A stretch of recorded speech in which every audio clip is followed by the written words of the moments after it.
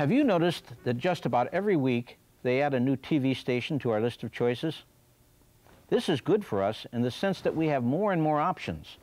But the downside is that we have all these stations competing for our attention with only a limited amount of entertainment available. Sports have taken up much of this slack. There are lots of golf matches on TV.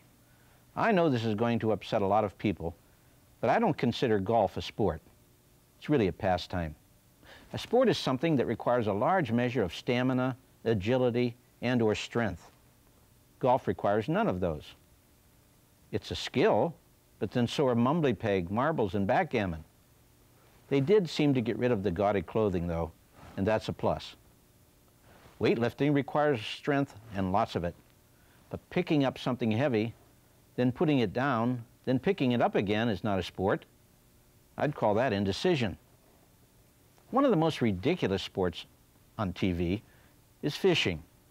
It's not only questionable in terms of being a sport, but it's incredibly boring.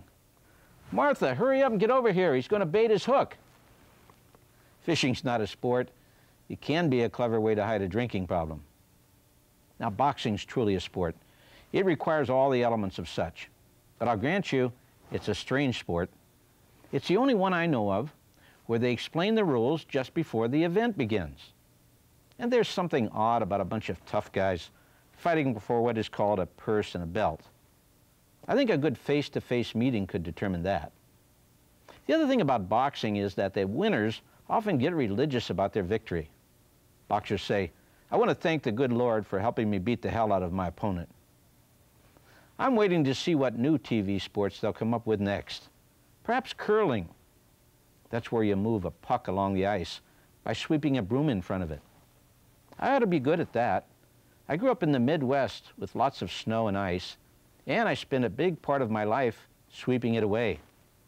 I think it's time to invent a couple of new sports. If nothing else, it will mean that we don't get any more of those so-called reality programs. So let's gather everyone together via CCC Confer and see what new sports the athletic departments can devise.